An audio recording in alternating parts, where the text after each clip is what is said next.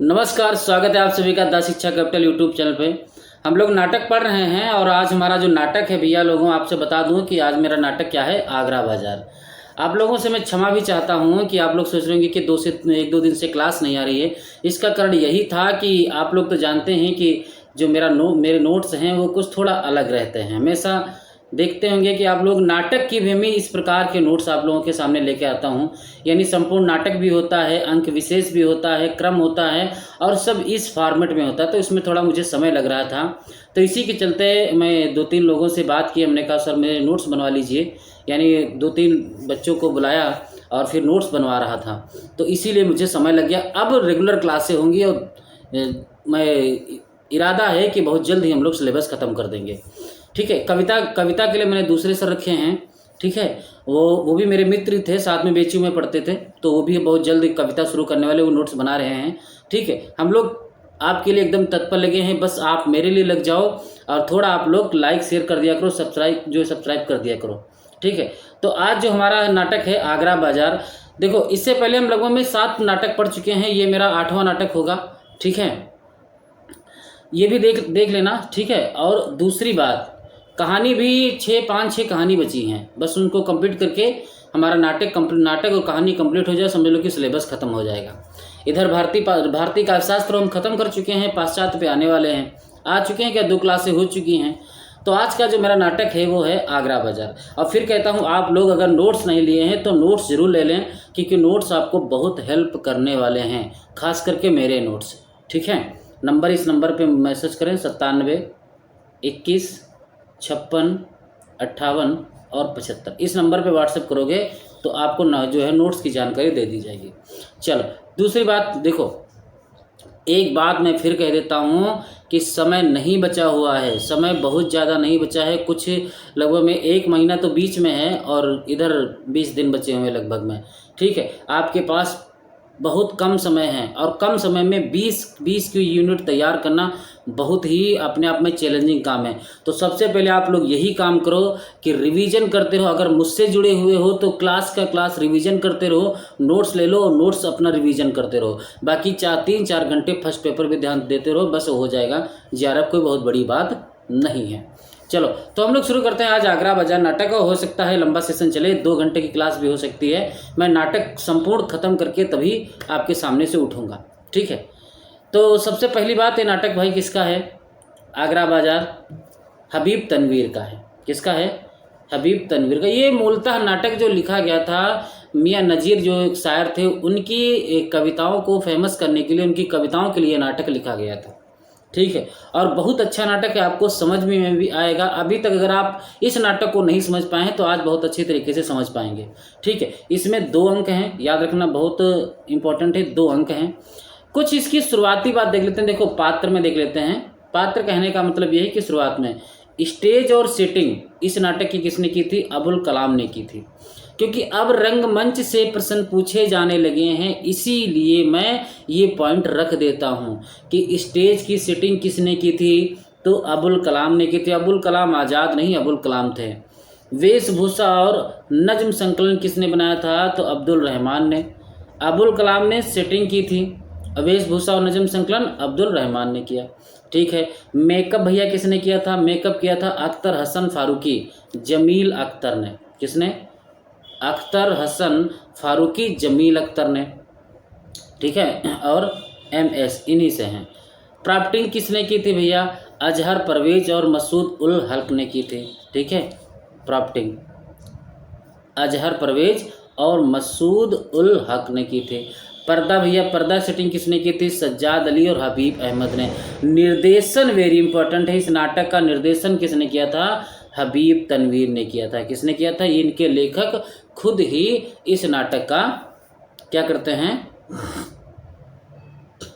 भैया, निर्देशन करते हैं, डायरेक्टर होते हैं। अब अगली बात देखते हैं कि जब ये ड्रामा ओखला में खेला गया, तो इसके बारे में थोड़ा देख लेते हैं। जब ये ड्रामा ओखला में खेला गया तो लगभग 75 आदमी एक साथ मंच पर आए थे। अगर ये सहूलतें ना होती तो 20 आदमी भी इस ड्रामे को खेल सकते थे। इसकी फिजा पर इस चीज़ का कोई खास असर नहीं होगा। यानी अगर 75 नहीं तो 20-20 नाटक को खेल सकते हैं। स्थान क्या था? आगरा के किनारी बाजार का एक चौराहा था और लगभग 1810 के आसपास में, सबसे पहले की बात है। ठीक है।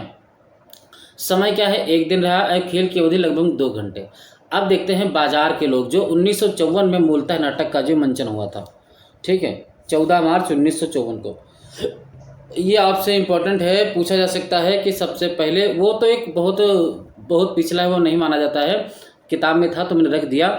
ये माना जाएगा 14 मार्च 1954 को आगरा बाजार के पहले मंचन के अभिनेता देखो कौन कौन है। पहला फकीर का नाम क्या था? अशफाक मोहम्मद खां, इम्पोर्टेंट है। दूसरा फकीर इश्तियाक मोहम्मद खां, अशफाक इश्तियाक, इम्पोर्टेंट। ककड़ी वाला कौन बना था? अब्दुल सत्तार सिद्दीकी। ठीक है। तरबूज वाला असगर हसन इस्लाही। लड्डू वाला नोमान लतीफ़। ठीक है। पतंग वाला मोहम्मद इकबाल, इम्पोर्टेंट है। किताब वाला जिया उल हसन फारूकी। ठीक है, ये इम्पोर्टेंट है, पॉइंट याद रखना। मदारी कौन था? राजकुमार थे, याद रखना। मदारी का नाम क्या था? राजकुमार। शायर मोहम्मद जकरिया अंसारी। और हमजोली कौन थे? वली शाहजहाँपुरी। तज़किरा नवीस रशीद नौमानी। पतंग का ग्राहक कौन थे? रईस मिर्जा, इंपॉर्टेंट है, बस इतने छोड़ दो।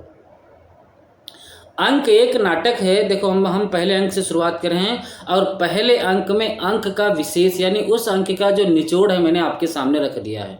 पहले अंक का विशेष देखो क्या है।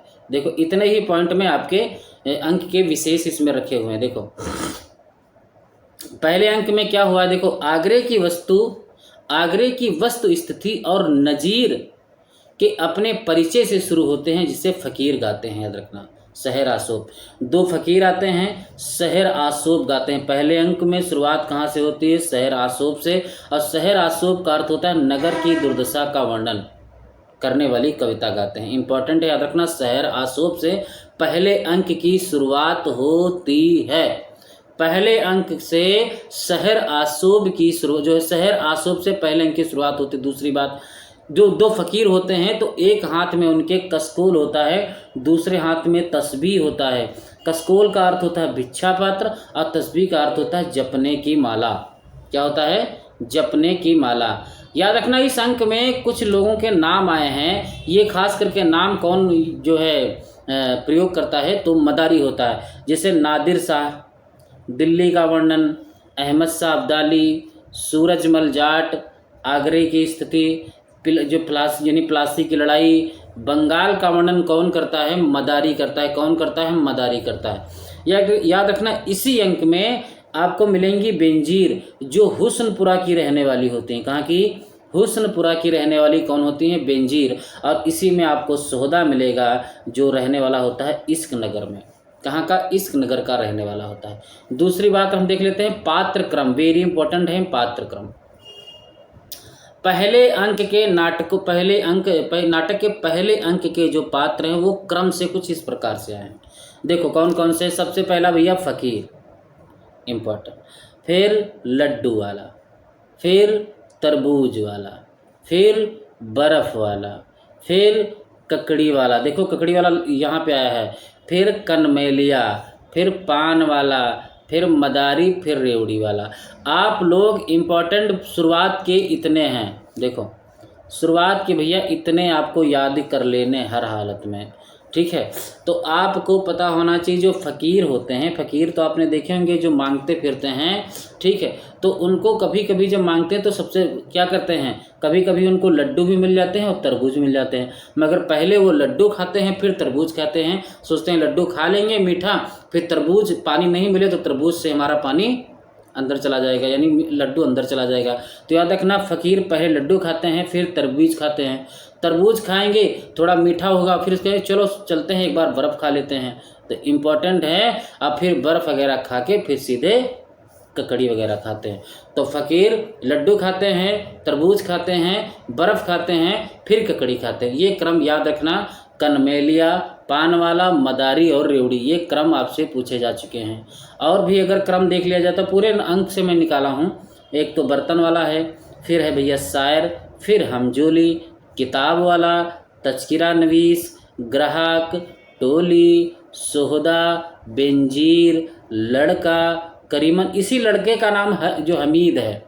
दर्जी, रामू पात्र आपको बहुत इंपॉर्टेंट याद रखना, रामू किस नाटक का पात्र है, रामू किस नाटक का पात्र है, तो आगरा बाजार।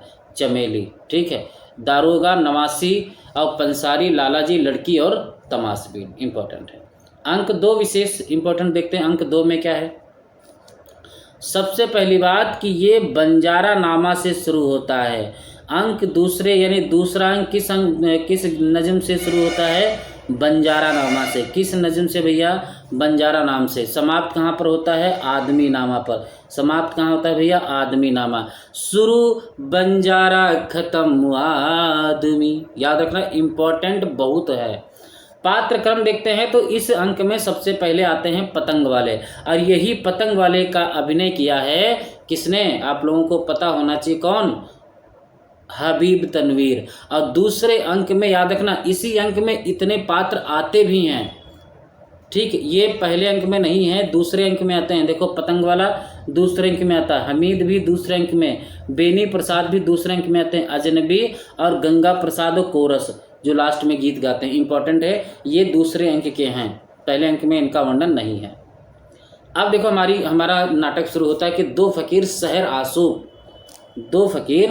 शहर आसूब नगर की दुर्दशा करने का वर्णन करने वाली कविता गाते हुए हाल में प्रवेश करते हैं और स्टेज पर जाते हैं। कफनी पहने हुए, देखो क्या क्या किए हैं, कफनी पहने हुए हैं। एक हाथ में कसकोल यानी भिक्षा का पात्र और दूसरे में तस्बीह यानी जपने की माला, और दूसरे एक हाथ में डंडा और लोहे के कड़े लिए हुए। इम्पोर्टेंट है, डंडा और लोहे के कड़े लिए हुए हैं। पर्दे के सामने खड़े होकर नज्म सुनाते हैं और ताल पर कड़े बजाते जाते हैं। तो क्या गाते हैं कि है अब तो कुछ सुखन का मेरे कारोबार बंद। मैं गाऊंगा इसी लय में नाटक में भी गाते हैं। इसी प्रकार से मैं आप लोगों को सुनाने जा रहा हूँ। पसंद आए तो अच्छी बात, नहीं पसंद आए तो उससे ज़्यादा अच्छी बात, क्योंकि मुझे पता है यूट्यूब में कोई नाटक जिस प्रकार से मैं पढ़ाने जा रहा हूँ किसी ने नहीं पढ़ा, मैंने देखा हुआ है। आप लोग ये मत सोचना, ठीक है। तो बस ऐसे कह सकते हो, एक कहावत है गाँव में कि अंधों में कनवा राजा। तो जब कोई नहीं गाता तो मेरी थोड़ी बहुत वाड़ी आप लोगों को शायद अच्छी लग जाए। तो देखो, एक चीज़ मैं आपको पहले ही बता दूं, इन शब्दों का गौर कर लेना कि जिन शब्द का अर्थ आया हुआ है, यानी ये सुखन शब्द उर्दू है, इसका अर्थ वाड़ी है। तबे शब्द उर्दू है, इसका अर्थ स्वभाव है। लैलो निहार का अर्थ क्या है? रात दिन। मैं पहले ही बता दूं आपको। खल्क का अर्थ क्या है? जन साधारण। ऐसे शब्द आपसे मैंने पहले ही कलर कर दिए हैं। तो क्या गाते हैं, मैं देखो क्या गाते हैं, देखो कि है अब तो कुछ सुखन का मेरे कारोबार बन, रहती है सोच में ले लो निहार बन, दरिया सुखन की फिक्र का है मौजदार बन, और किस तरह ना मुँह में जुबा बार बार बन, अब आगरे की खल्क का हो रोजगार बन। बहुत अच्छी कविता, इंपॉर्टेंट है, ठीक है। आप लोगों को ये कविताएं अच्छी लगना चाहिए। नाटक में बहुत अच्छी अच्छी कविताएं हैं, ठीक है।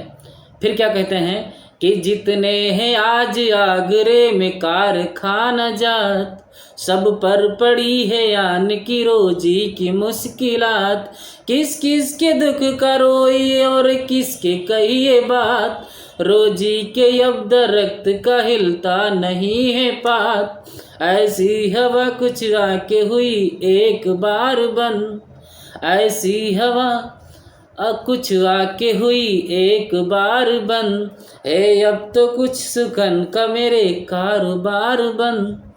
आगे क्या कहते हैं कि सर्राफ बनिए जौहरी और सेठ साहूकार, सर्राफ बनिए जौहरी और सेठ साहूकार, देते थे सबको नगद सुखाते हैं अब उधार, बाजार में उड़े पड़ी खाक बेसुमार, बैठे हैं यूं दुकानों में अपनी दुकानदार, जैसे कि चोर बैठे हों कैदी कतार बन, जैसे कि चोर बैठे हों कैदी कतार बन।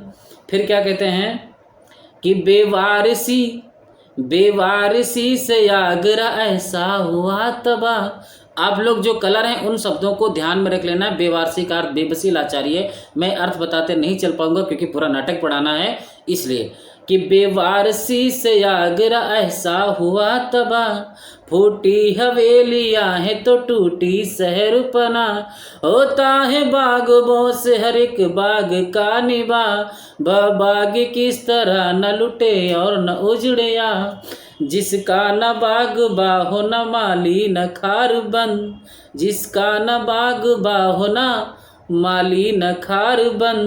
तो खारबंद का अर्थ क्या है? कांटेदार झाड़ियों की बाढ़। फिर क्या है कि यासिक कहो, बहुत अच्छी लाइन है कि यासिक कहो वसीर कहो आगरे का है। आप लोग विश्वास नहीं करोगे कि जब मैं अपने लिए नाटक पढ़ता था तो मैं इसी प्रकार से नाटक पढ़ता था। आपसे बता दूं कि जब मैंने एग्जाम दिया था तो इस नाटक के एक एक शब्द मैंने याद कर लिए थे। और याद क्या, मैं कविता हुई इसमें कि देखो सबसे ज़्यादा जो शब्द आए हैं उर्दू के कविता में आए हैं, गीत को मैं गुनगुनाता रहता था। मुझे बहुत अच्छे लगते हैं इस नाटक के गीत।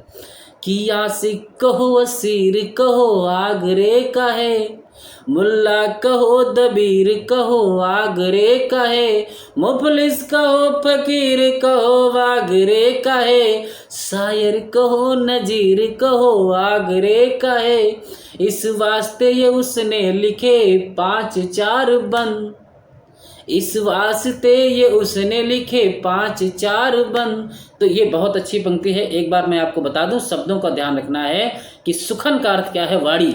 सुखन मतलब सुख से बोलने वाली वाणी। तबह का अर्थ क्या है? स्वभाव। लैलो निहार शब्दों का अर्थ क्या हुआ है? रात दिन। खल्क का अर्थ क्या है? जनसाधारण। क्या अर्थ है भैया? जनसाधारण। और बेवारसी शब्द का अर्थ क्या है? बेबसी लाचारी। क्या है भैया? बेबसी लाचारी। खारबंद क्या है? कांटेदार झाड़ियों की बाढ़। असीर मतलब फुनगी सिरा, दबीर मतलब प्रकट, नजीर मियाँ नजीर की बात है। अब 5-4 बंद मतलब मजाक का अर्थ है। इंपॉर्टेंट। तो नज्म पढ़ते हुए स्टेज के बाहर चले जाते हैं और साथ ही पर्दा बड़ी तेजी से उठता है। बाजार में अजीब बेरौनकी है। तिल के लड्डू वाला, ककड़ी वाला, दूसरे फेरी वाले आवाज़ लगाते लेकिन कहीं सुनाई नहीं देता। पृष्ठभूमि से एक औरत की आवाज़ आती है जो तबले और सारंगी पर गजल गा रही है। इंपॉर्टेंट, शायद पान की दुकान के ऊपर बैठे आबाद हैं। पतंग वाले की दुकान। अब देखो इसमें इंपॉर्टेंट है, देखो तो इसमें जो एक आवाज़ आ रही थी तो क्या, देखो तबले और सारंगी की गजल गा रही थी। इंपॉर्टेंट है। और इम्पॉर्टेंट ये है, आपसे पूछा जाएगा कि प्रथम अंक के नाटक में बाजार के दृश्यों में कौन सी दुकान बंद है? तो आप कहोगे पान की दुकान बंद थी। क्यों? पान वाला आया नहीं तो बाद में आता है। ठीक है, इम्पोर्टेंट। और पतंग वाले की दुकान बंद है। पतंग वाले की बात बहुत अच्छी याद रखना कि पतंग वाला दूसरे अंक में आता है, क्योंकि इसके अभिनेता कौन है, इसके भूमिका कौन निभाते हैं? खुद हबीब तनवीर जी निभाते हैं। और मैं फिर आपसे कहूँगा, नाटक मैं पढ़ा रहा हूँ, अगर आप लोग पढ़ रहे हैं तो बहुत अच्छी बात है। और मेरे नाटक पढ़ाने के बाद तुरंत आप सर्च करेंगे आगरा बाजार नाटक का मंचन, और उस नाटक को गौर से 2 घंटे का नाटक है, देखना, बैठ के मन से नाटक को देखना, बहुत ही अच्छा तैयार हो जाएगा आपका नाटक। किसी प्रकार से क्वेश्चन पूछेंगे, क्योंकि ऐसे तो जिसे मैंने शब्द हैं ऐसे सब तुमको वहाँ तो नहीं बताया जाएगा, पर हाँ नाटक का एक मंचन देख लोगे तो बहुत अच्छी समझ आपकी बन जाएगी। किताब वाले के यहाँ 2 एक ग्राहक जो है किताबें देख रहे हैं। जब ककड़ी वाला यहाँ आकर ककड़ी बेचने की कोशिश करता है तो ग्राहक किताब की दुकान से निकलकर पान वाले के यहाँ पहुँच जाते हैं और किताब वाला अपने हिसाब किताब में लग जाता है। अब देखो सबसे पहला कथन लड्डू वाला। लड्डू वाला क्या कहता है? दे ले के चाचा बाबूजी दे ले के चाचा, हमसे मंदा कोई ना बेचे दे ले के चाचा, बाबूजी दे ले के चाचा, एक बच्चे से खा के देखो मियाँ, तिल के लड्डू हैं, मिश्री के समान मीठे लो खाओ। यानी लड्डू वाला कह रहा है कि हे बाबूजी एक धेले के 6 लड्डू। इंपॉर्टेंट है, याद रखना। एक धेले के कितने लड्डू बेच रहा है? 6। इसके लड्डू किसके समान है? तिल के समान है और मिश्री के समान मीठे। ये भी पूछा जा सकता है। लड्डू वाले के निम्न से कौन सी विशेषता नहीं है? एक धेले के 6 लड्डू बेच रहा था, बिल्कुल सही बात। तिल के लड्डू के समान है, बिल्कुल समान। मिश्री के समान लड्डू है, भैया बिल्कुल बात सही है। इंपॉर्टेंट। मीठे लड्डू। फिर तरबूज वाला खाता है, तरबूज ठंडा तरबूज कलेजे की ठंडक आंखों की तरी सरबन की कटोरी, कटोरे इंपॉर्टेंट, आंखों की तरी और सरबन के कटोरे। ठंडा तरबूज दिल की गर्मी निकालने वाला, जिगर की प्यास बुझाने वाला ठंडा तरबूज। राहगीर कोई ध्यान दिए बिना गुजर जाता। देखो आगरा बाजार है, बाजार में बाजार जैसा माहौल होगा, सब चिल्ला रहे हैं, देख रहे हैं, सुन रहे हैं, ठीक है, कोई किसी का खरीद नहीं रहा है। तो देखते हैं, बर्फ वाला आ जाता है, मलाई की बर्फ है, बर्फ को मलाई की बर्फ, बर्फ खा लो भाई, बर्फ खा लो। अब ककड़ी वाला इसमें सबसे अच्छा करैक्टर है। ककड़ी वाला कहते हैं ताज़ा ककड़ियाँ, हाँ जा हाँ हाँ हाँ ताज़ा ककड़ियाँ, कुरकुरी हरी भरी दमड़ी की चार। वो धेले के 6 लड्डू बेच रहा है, यानी 1 रुपये के 6 लड्डू। यहाँ अब दमड़ी धेले मेरे ख्याल से 1 रुपये ही होगा, ठीक है। कुरकुरी इंपॉर्टेंट है। अच्छा ये 54 की बात है तो 1 रुपये भी बहुत हो गया, एक आने होने की बात होगी, ठीक है। इसकी ककड़ी कैसी है, कुरकुरी है, इंपॉर्टेंट, हरी भरी है। और ये दमड़ी की 4 बेच रहा है, इंपॉर्टेंट, ये सबसे बात इंपॉर्टेंट। दमड़ी की कैसी हैं, 4 हैं, 1 दमड़ी की 4 ककड़ियाँ, इंपॉर्टेंट। खाकर देखिए साहब, रेशम की तरह मुलायम है इसकी ककड़ियाँ, एक बात। गन्ने सी मीठी हैं, दूसरी बात। खास इस कंदरे की ताज़ा ककड़ियाँ, हाँ हाँ ताज़ा ककड़ियाँ, ये अपनी ककड़ी की विशेषता बता रहा। आ गया कनमेलिया, एक दांत कुरेदो कान का मैल निकालो, एक छदाम में, एक छदाम में कान का मैल निकालो, एक छदाम में, एक छदाम में 2 काम, एक पंथ 2 काज। आपसे ये भी पूछा जा सकता है कि आगरा बाजार नाटक में कौन सा पात्र एक पंथ 2 काज के मुहावरे का प्रयोग करता है, तो कनमेलिया। कौन भैया, कनमेलिया, ठीक है। दांत का दांत कुर दो, कान का मैल निकालो, एक छदाम में, इंपॉर्टेंट। पान वाला आ गया, आओ बाबूजी, बनारसियों में बनारसियों के टुकड़े लगा दिए, इंपॉर्टेंट। ये बात आपसे पूछा जा सकता है कि बनारसियों का किसका कौन वर्णन करता है, नहीं बनारस का वर्णन कौन करता है, पान वाला, ठीक है। इलायचियाँ कतर डाली हैं, इलायचियाँ बड़े बड़े टुकड़े लगाए हैं, बड़े बड़े, इंपॉर्टेंट है। ककड़ी वाला फिर लड्डू वाले से कहता है, फिर तो मेरी जगह बैठ गया। अब इसमें गाली गलौज शुरू होता है। लड्डू वाला कहता है, अभी तो मेरे लड्डू नहीं बिक रहे हैं, मंदा माल है, घंटे 2 घंटे में खत्म हो जाता है, देख लेना। सवेरे से 200 लड्डू बेच चुका हूँ। देखो लड्डू वाला कितनी अच्छी बात, यहाँ पे झूठ बोलता है, पर यह भी याद रखना, पूछा जा सकता है कि सुबह से कितने झूठ बोलता है, कितने लड्डू बेचने के, तो 200 लड्डू बेच चुका है, झूठ बोल रहा है। अभी हैं 2 घड़ी बाद नहीं मिलेंगे। ककड़ी वाला कहते मेरे जगह पर बैठा है और झूठ बोलता है, सवेरे से 200 लड्डू बेच चुका है। लड्डू वाला कहता फिर क्या कहूँ 10 दिन से 1 लड्डू नहीं बेचा है, यह व्यापार की बात है मेरी जान, यह बातों के पैसे मिलते हैं, इंपॉर्टेंट पॉइंट है। धेले के छा है, मियाँ जी हमसे मद्दा कोई ना बेचे, बाबूजी धेले के छा, याद रखना धेले के छा लड्डू बेचता है, इंपॉर्टेंट। ककड़ी वाला चल उठ मेरी जगह से, लड्डू वाला अबे जा। ककड़ी वाला कहता अबे कहता का है वे। लड्डू वाला कहता है अब तू जास्ती मतलब ज़्यादा, जास्ती शब्द क्या है, ज़्यादा। ज़्यादा जबान तो चला नहीं, नाक की फुनक यानी फुनगी, सिरा में दम कर दिया है, अम्मा बाबा करके मर गए और हम आफत में फंस गए, यानी तुझे जन्म देके तेरे माता पिता तो चले गए और हम फंस गए। देखो ये बात ये कहना चाहता था लड्डू वाला। ककड़ी वाला कहता अबे खचिए क्या खून उठाता है, अबे आज बाज आजा यानी सुधर जा। लड्डू वाला कहते हैं अबे कालिए, याद रखना ये लड्डू वाले की तकिया कलाम है, इंपॉर्टेंट है। अबे कभी ऐसे शब्द ऐसा कथन पूछ ले, अबे कालिए तो किधर से नाम उदार यानी प्रकट हो गया, तो समझ ले कालिए सबसे ज़्यादा लड्डू वाला ही प्रयोग करता है। अबे कालिए तो किधर से नमदार प्रकट हो गया, हट जाए यहाँ से, देखता नहीं काली चीज़ को देख के ग्राहक बिदक जाते हैं, यानी काली चीज़ को देख के ग्राहक चले जाते हैं। ककड़ी वाला कहता है मखरेज मजाक करता है, मखरेज का अर्थ क्या है यहाँ पे, मजाक। मखरेक मजाक करता है, खुदा की कसम या अपने बाप से भी खिल्लीबाजी करता होगा। दमड़ी की 4 रेशम की तरह मुलायम, गन्ने की सी मिट्टी, खास इस कंदरे के, दमड़ी की 4 ताज़ा ककड़ियाँ, हाँ ताज़ा ककड़ियाँ, ठीक है। चलो आगे बढ़ते, फिर अब देखो मदारी आ गया। मदारी इंपॉर्टेंट है, मदारी के द्वारा कई बातें कही गई हैं, व्यंग्य भी किया गया है। बंदर नचाते हैं, हाँ जरा नाच दिखा दो नाच, आगरे शहर में नाच दिखा दो बच्चा लोग, एक हाथ की ताली बजाओ। अच्छा अब बंदर से कहता अच्छा जरा बताओ तो होली में कैसे मृदंग बजाते हैं। बंदर मृदंग वाला जो है नाटक करता है।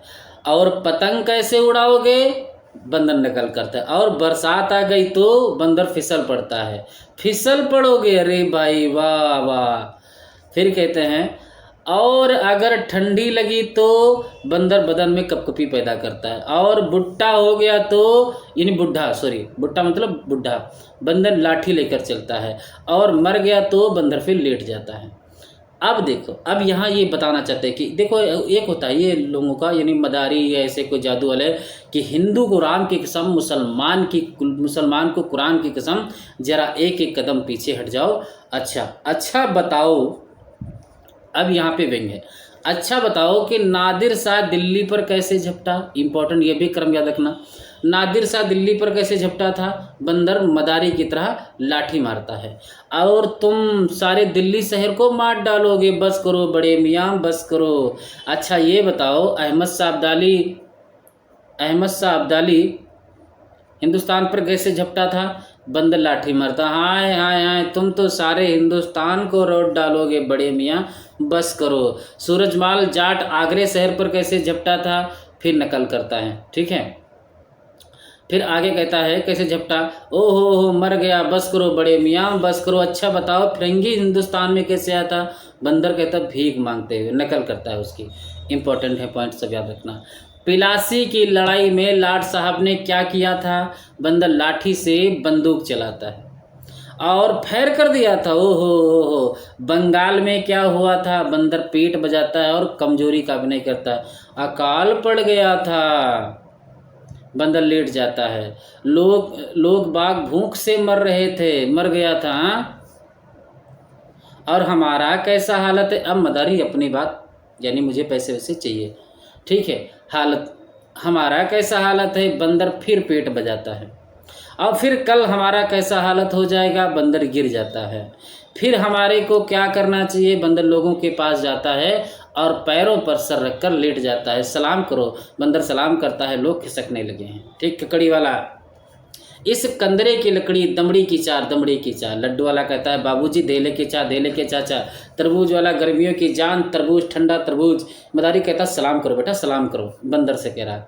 मदारी कहता बड़ा आया ककड़ी बेचने वाला, क्योंकि ये सलाम करने के चक्कर में मदारी का एक ग्राहक उसको पैसे देने वाला था, तब तक के लिए बीच में ककड़ी वाला आ जाता है और वो चला जाता है। तभी वो मदारी कहता है बड़ा आया ककड़ी बेचने वाला, हम एक लकड़ी देंगे तो ककड़ी वकड़ी सब भूल जाएगा, ठीक है। ककड़ी वाला बंदर कहीं का।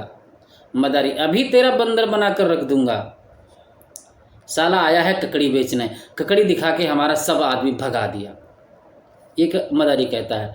लड्डू वाला कह रहा है कि मदारी की तरफ बढ़कर कहता अरे क्या बात है, काहे को लड़ रहे हो? तरबूज वाला कहता मारो साले इस मदारी के बच्चों को, क्योंकि बहुत ज़्यादा बोलने लगता है इसकी वजह से। मदारी कहता हमारा सब आदमी भगा दिया। ककड़ी वाला कहता मैं तो अपनी ककड़ी बेच रहा था। मदारी कहता ककड़ी बेच रहा था, यही जगह बचा था ककड़ी बेचने के लिए। लड्डू वाला कहता है, इंपॉर्टेंट है पॉइंट, लड्डू वाला कहता है कि क्यों तू खुद ही अपनी कमाई के ठीकरे में छेद करने पर तुला हुआ है? तेरा आदमी भला वह क्या भगाएगा? जानता नहीं आजकल पैसे का नाम सुनते ही लोग रफू चक्कर हो जाते हैं। लड्डू वाले का कथन इंपॉर्टेंट है, ठीक है। तरबूज वाला कहता भगवान झूठ ना बुलाए भैया, 10 दिन से एक तरबूज नहीं बेचा। तो याद रखना कितने दिन से एक तरबूज नहीं बिका है उसका? 10 दिन से। मदारी कहता अभी वह आदमी हमको पैसा दे रहा था, इसने बीच में अपनी ककड़ी को छेड़ दी। लड्डू वाला कहता अच्छा बस जाओ, अपना रास्ता लो। मदारी कहता रास्ता तुम्हारे बाप का है। लड्डू वाला कहता अबे मुँह संभाल के बात करना, समझा? मदारी कहता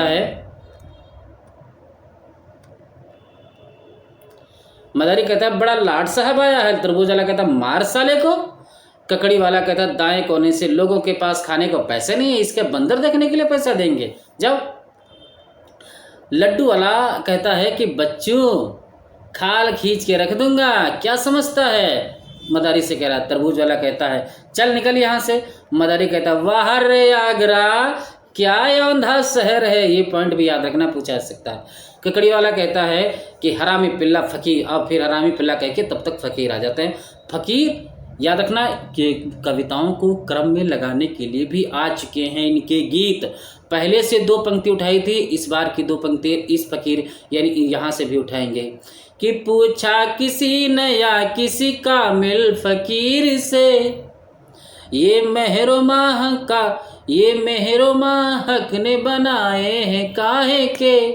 वह सुन के बोला बाबा खुदा तुमको खैर दे, हम तो न चांद समझे न सूरज है जानते, बाबा हमें तो ये नजर आती हैं रोटियां, अल्लाह की भी याद दिलाती है रोटियां। बहुत अच्छी अच्छी इसमें गीत मुझे बहुत पसंद हैं। याद रखना कामिल का अर्थ है पहुँचे हुए, अब मेहरो माह का अर्थ है सूरज चांद। मेहरो मतलब सूरज, माह मतलब चांद।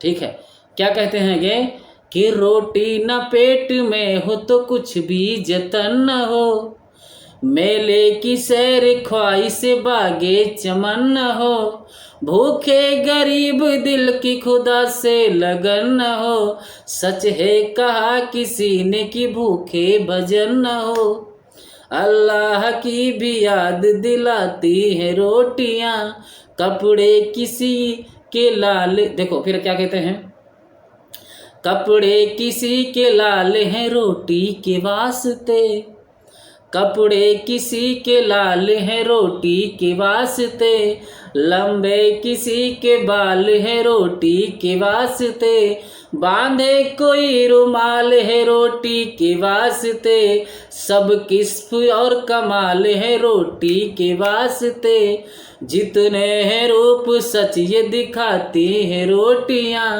अल्लाह की भी याद दिलाती है रोटियां। तो बहुत अच्छा गीत है रोटियां वाला। ये पहले बागबान वाला यानी पीछे जब जाओगे तो बंद वाला गीत था, यहाँ रोटियों वाला गीत है। इंपॉर्टेंट है, बहुत इंपॉर्टेंट गीत है, क्रम पूछा जाता है। रेवड़ी वाला कहता है गुलाबी रेवड़ियाँ, इसकी रेवड़ी कैसी है, गुलाबी है। ये देखो कितनी अच्छी बात है, गुलाबी रेवड़ियाँ। मेरी रेवड़ियाँ है तर बाबू लेते जाना घर। वाह क्या लाइन बोला है उसने कि मेरी रेवड़ियाँ हैं तर बाबू लेते जाना घर, खाना 4 यार मिलाकर गुलाबी रेवड़ियाँ बाबू गुलाबी रेवड़ियाँ। कन मेलिया था एक छदाम में 2 काम, दांत पर दांत कुरे 2 कान का मैल निकालो 1 छदाम, तरबूज वाला तरबूज ठंडा मीठा, लड्डू वाला बाबूजी धेले के छा छा, बर्फ वाला मलाई की बर्फ को। ये पॉइंट बहुत चने वाला देखो, आपको अंधेर नगरी नाटक याद दिला सकता है कि चना जोर गरम बाबू मैलाया मजेदार चना जोर गरम। आगरा शहर बड़ा गुलदस्ता जिसमें बनता चना या खस्ता, पैसे वाले को है सस्ता। इंपॉर्टेंट आपसे देखो ये पॉइंट, इस गीत को याद रखना, चना जोर गरम बाबू में लाया मजेदार चना जोर गरम, चना जोर गरम बाबू में लाया मजेदार चना जोर गरम। याद रखना आगरा शहर नाटक में है। लड़का मार बगल में सस्ता बस्ता, ले स्कूल का सीधा रास्ता, आकर खावे चने ये खस्ता, खाकर जाए मदर से हंसता चना जोर गरम। इंपॉर्टेंट है। ककड़ी तो चने वाला गा के बेच रहा है, ककड़ी वाला कहता है अरे वाह रे मेरे यार क्या सूझी है। अब यही ककड़ी वाला इस नाटक के दो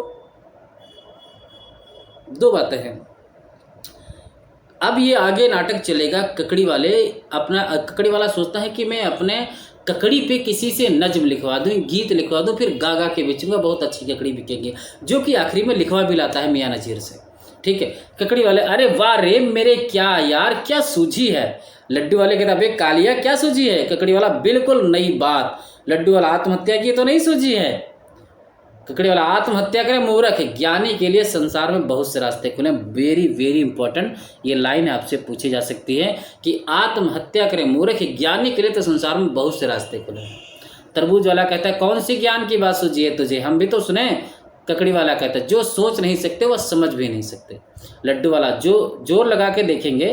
ककड़ी वाला अब देखता हूँ कैसे नहीं बिकती है मेरी ककड़ी। तरबूज वाला बंधन नचाने वाले हो क्या भैया। लड्डू वाला बंधन नचाने के लिए कहाँ से पैसे आएंगे, खुद नाच नाच कर ककड़ी बेचेगा। तरबूज वाला कहता क्या बात है, हमको बता दोगे तो जात में फर्क आ जाएगा क्या। ये वेरी इंपॉर्टेंट त्रिभुज वाला लाइन कहता है कि हमको बता दोगे तो क्या जात में फर्क आ जाएगा। इंपॉर्टेंट है भैया। ककड़ी वाला कहता है व्यापार की बात है सबको बताते रहे तो कमा चुके पैसा। लड्डू वाला कहता है बड़ा 30 मार खा बनता है, बताता क्यों नहीं क्या बात है। ककड़ी वाला कहता है नहीं बताऊंगा क्या करते हो कर लो। लड्डू वाला कहता है बे कालिए कहीं तेरी गुद्दी ना नाप दूं। ककड़ी वाला कहता है गुद्दी क्या नापेगा, तू कहीं गुद्दी क्या नापेगा तू, कहीं मैं जो है मैं ही तेरी थुथनी ना रगड़ दूँ, ये बात कहता है। लड्डू वाला कहता अबे जबान संभाल कर बात कर, कभी यानी कभी किसी घमंड में हो, बड़ा आया अफलातून का साला। अच्छा जंग छोड़, बता क्या बात है। याद रखना अफलातून इंपॉर्टेंट है, देखो ये पॉइंट। अफलातून का अर्थ किसने लिया है, लड्डू वाले ने, इंपॉर्टेंट है। ककड़ी वाला कहता आज हमको यही देखना है कि तेरी हेकड़ी चलती है मेरी, बड़ा सिकंदरे आजम बनता फिरता। याद रखना ककड़ी वाला क्या कह रहा है, देखो सिकंदरे आजम। लड्डू वाला कहते हैं, लड्डू वाला कहता है मरने निकले कफन का टोटा, अबे क्यों हत्या देता है फिर रहा, 2 घूसे ऐसे लगाऊंगा कि अभी तेरा लड्डू बंद बना दूंगा। ककड़ी वाला कहता अबे मैं कहता हूँ तेरी रबड़ी ना घोट दूं। लड्डू वाला कहता है पाव भर की हड्डियों पीस के धर दूंगा। याद रखना ककड़ी वाला कहता अच्छा तो आज भी कसम है यह मेरी हड्डियां पीस के तू धर दे। लड्डू यही सब बातें इसकी होती हैं। ककड़ी वाला कहते अबे एक गुद्दा मारूंगा, गुरबाबाद यानी तबाह कर दूंगा। याद रखना गुरबाबाद का अर्थ क्या यहाँ पे है, तबाह। गुरबाबाद का अर्थ क्या है, तबाह कर दूंगा। मुंह में गुद्दी जा लगेगा, जवान कट कर गिर जाएगी, जो है कभी किस ख्याल में नहीं किस ख्याल में हो तुम। लड्डू वाला कहता है अबे कालिए तू अपनी बत्तीसी संभाल, तू अपनी बत्तीसी संभाल ले। तरबूज वाला कहता है अरे अरे यह क्या कर रहे हो भैया। लड्डू वाला कहता है मांस यानी उड़द, इंपॉर्टेंट है यहाँ। उड़द की यानी उड़द वाली जो दाल है, मांस अर्थ है, मांस मतलब उड़द कि आटे की तरह अकड़ जा रहा है। ककड़ी वाला कहते हैं अबे मैं अकड़ा रहा हूँ या तू। तरबूज वाला कहता अच्छा या दंगा बंद करो भैया जरा। लड्डू वाला कहता अबे 4 उठा के ले जाएंगे तुझको 4। तरबूज वाला कहता है अच्छा जाओ अब गुस्सा थूक दो। ककड़ी वाला कहता है तुम चुप रहो समझे। लड्डू वाला कहता है तुम बीच में टांग मत अड़ाओ, मैं निपट लूंगा आज इस कालिए के बच्चे से। तरबूज वाला कहता अबे हर किसी पर बिगड़ बैठता, आज 2 रोटी ज़्यादा खा लेता है और क्या। तो लड्डू वाला कहता है चुप। तरबूज वाला कहता है तुम समझते हो जरा आवाज़ उठाकर हर किसी को दबा लोगे। तरबूज वाला कहता है, लड्डू वाला कहता है चुप रहता है कि तुझे भी दूं एक।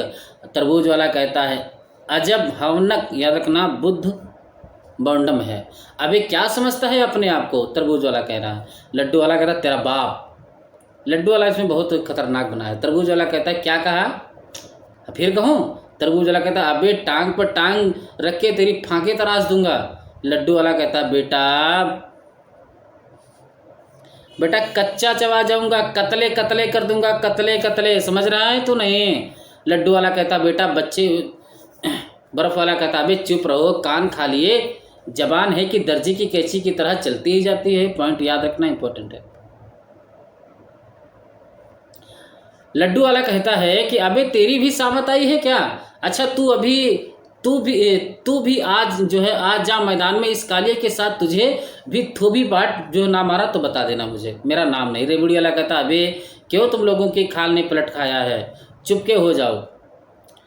ककड़ी वाला कहता है इंपॉर्टेंट कि अबे पैतरों की बात हमसे ना करना, खुदा कसम हम हाजी शरीफुद्दीन के तालीम के। ये पॉइंट ये इंपॉर्टेंट है। आपसे पूछा जा सकता है कि कौन सा पात्र अपने आप को हाजी शरीफुद्दीन के तालीम का बताता है, ककड़ी वाला। कौन सा, ककड़ी वाला। ठीक ऐसी चपत दूंगा कि अभी उड़न छू हो जाएगा, कसम है कलावड्डू, आगरे की बोल चाल का एक निरर्थक शब्द की, इंपॉर्टेंट है। लड्डू वाला कहता अबे शरीफुद्दीन किस चिड़िया का नाम है, बड़ा आया हाजी शरीफुद्दीन का। ककड़ी वाला कहता आप ज़्यादा मत बोल, नहीं तो समझ ले मेरी आंखों में भी खून सवार है। लड्डू वाला कहता अबे मलिया मेट कर दूंगा, बड़ा चौधरी बना फिरता है। ककड़ी वाला कहता अबे देखें तो फकीर आ जाते हैं फकीर। यह दुख व जाने जिस पे की आती है मुफलिसी, मुफलिस की कुछ नजर नहीं रहती है आन पर, देता वही अपनी जान एक एक नान पर, हर आन टूट पड़ता है रोटी के खान पर, जिस तरह कुत्ते लड़ते हैं कि उस तूफान पर, वैसा ही मुफलिसों को लड़ाती है मुफलिसी, यह दुख वो जाने जिस पे की आती है मुफलिसी। उन लोगों की लय अलग है, मेरी लय अलग है, ये मत सोचना, ठीक है। याद रखना यहाँ पे शब्द को याद रखना है, ख्वान मतलब थाल और उस्त ख्वान मतलब हड्डी, इंपॉर्टेंट है। कि जो अहले फजल जो अहले फजल आलिम फाजिल कहाते हैं। ये यहाँ पे थोड़ा देखो शब्द इधर उधर हो गए हैं। देखो कि जो अहले फजल आलिम फजल कहाते हैं, मुफलिस हुए तो कलमा तलक भूल जाते हैं। पूछे कोई अलिफ तो उसे बे बताते हैं, वे जो गरीब गुरबा के लड़के पढ़ाते हैं। उनकी तो उम्र भर नहीं जाती है मुफलसी, यह दुख वो जाने जिस पे की आती है मुफलसी। तो पहले देखो बंद वाली लाइन, फिर देखो रोटियां वाला, फिर कौन मुफलसी वाली लाइन आई है। कैसी है आदमी है पर इफलास के तुफेल। देखो शब्दों पे याद रखना है। देखो फिर से याद कर लें थोड़ा। अहले फजल मतलब प्रतिष्ठित व्यक्ति, इंपॉर्टेंट। आलिम फाजिल मतलब धुरंधर विद्वान। इफलास मतलब क्या है, गरीबी। तुफेल का अर्थ होता है क्या, कारण और बदौलत, इंपॉर्टेंट है। कैसी ही आदमी हो पर के तुफेल ने, इफलास के तुफेल। कैसे ही आदमी हो पर इफलास के तुफेल, कोई गधा कहे उसे ठहरावे कोई बैल। कपड़े फटे तमाम बड़े बाल फैल फैल, मुंह खुश्क दांत दर्ज बदन पर जमा है मैल। सब शक्ल के कैदियों की बनाती है मुफलसी, यह दुख व जाने जिस पे की आती है मुफलसी। ठीक है। अब देखो बर्तन वाला कहता है, ऐसे लड़े कि खूब लड़े। ये लाइन क्रम लगाने के लिए नाटक में आ चुकी है यहीं से। अबे मैंने लोगों को क्या बिगाड़ा था, नहीं नो सॉरी, क्रम लगाने के लिए नहीं आया था, मिलान करने के लिए था किस पात्र का कथन है। ठीक है, आप लोग पेपर उठा के देखेंगे तो मिलेगा। शायद जून वाले में था। अबे मैंने तुम लोगों का क्या बिगाड़ा था, एक तो मंदा बाजार ऊपर से या टूटा। याद रखना बर्तन वाला इम्पोर्टेंट, बर्तन वाले के लाइन। अब कोई कह सकता है इस कथन में कौन सा बड़ा दम था जो उसने पूछ लिया। आप लोग सोचते हैं कि नहीं बस मैं नाटक की बहुत लाइन अच्छी पंक्ति पढ़ लूँ चला जाऊँ, फिर कहोगे बड़ा टफ बन गया, पढ़ा तो खूब था। अरे बच्चा, नाटक कहानी निबंध कविता इनको संपूर्ण पढ़ो, मन में बसाओ, इसमें इम्पोर्टेंट भी मत देखो। तैयार करो पूरा नाटक, मन से पढ़ोगे। देखो पूरा नाटक लाइन को थोड़ी याद करता है, ऐसे नाटक पढ़े जाते हैं कि मन में वहाँ रिलेट करो कि ये लाइन कौन कह सकता है। नाटक में हर पात्र की वेशभूषा नजर आने लगे वहां पे। ठीक है, इस प्रकार से नाटक पढ़े जाते हैं। नाटक पढ़े नहीं जाते हैं, ऐसे पढ़ो नाटक कि खुद समझ लो मंच पे हो और मंचन करो, अभिनय कर रहे हो, नाटक ऑटोमेटिक तैयार हो जाए आपका। तो नाटक कहानी निबंध कविता इतने तो आपको मन से तैयार करके ही जाना चाहिए।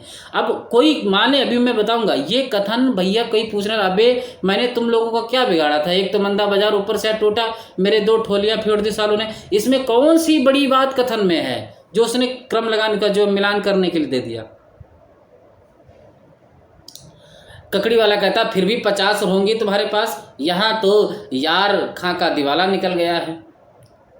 कल बारिश में ककड़ियाँ बर्बाद हो गई और आज 4 आने का उधार लेकर आया था। हाँ, ये फैक्ट्स पूछा जा सकता है कि ककड़ी वाले ने कि कितने आने का उधार माल लेके आया था, 4 आने का।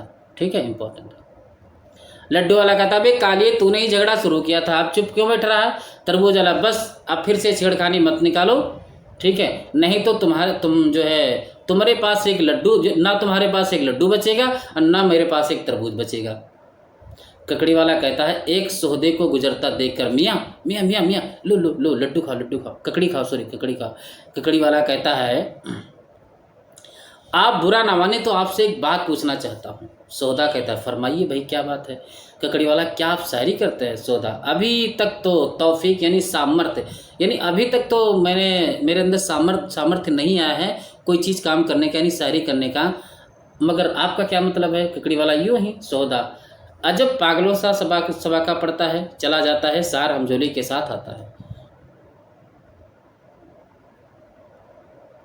शायर रुक कर कहते हैं और क्या खूब कहते हैं। देखो ये शायर की पंक्ति इंपॉर्टेंट है भैया यहाँ पे। ये सोहदा दूसरा है, ठीक है। चलो, शायर कहते हैं क्या खूबते हैं, देखो नजीर की पंक्ति है, ना मिल मीर अब की अमीरों से तू, हुए हैं फ़कीर उनकी दौलत से हम। सबसे पॉइंट इम्पोर्टेंट ये है, आपसे ये भी पूछा जा सकता है कि शायर द्वारा सबसे पहले नाटक में, यानी नाटक के प्रथम अंक में शायर सबसे पहली पंक्ति कौन कहता है, सबसे पहला शेर कौन कहता है, तो ना मिल मीर अब के अमीरों से तू, हुए हैं फ़कीर उनकी दौलत से हम।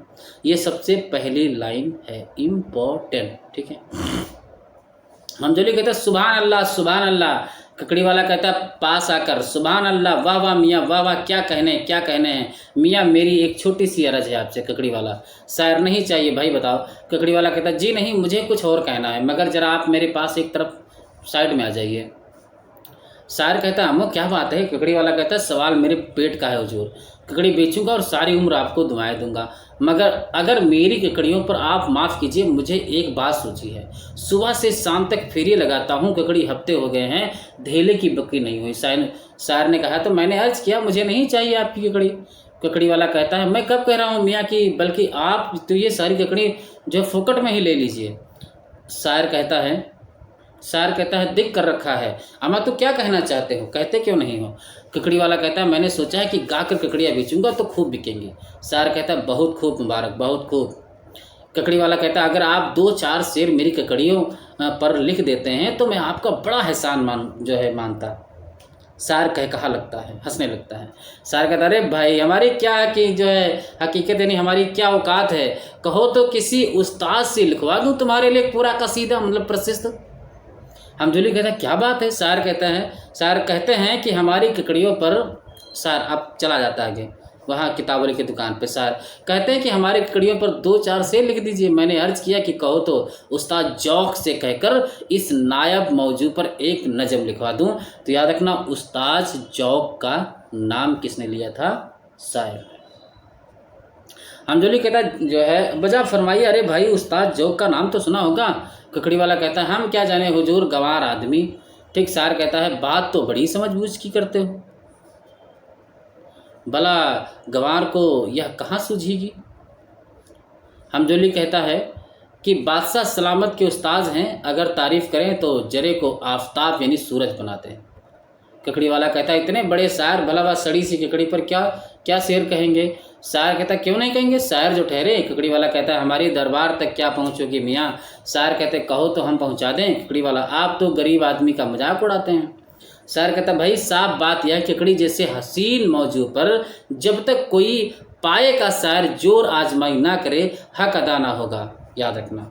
और हम ठहरे 9 मशक मतलब 9 सखिए, इसलिए हमारे बस का तो यह रोग है नहीं।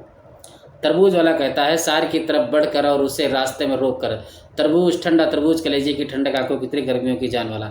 शायर कहता है भाई देखो यहाँ यो तुम्हारा माल तुम्हारा भी नहीं बिकेगा, ऐसा करो तुम भी अपने तरबूज किसी मिर्जा या मीर साहब से कहकर कुछ शेर लिखवा लो, ठीक है।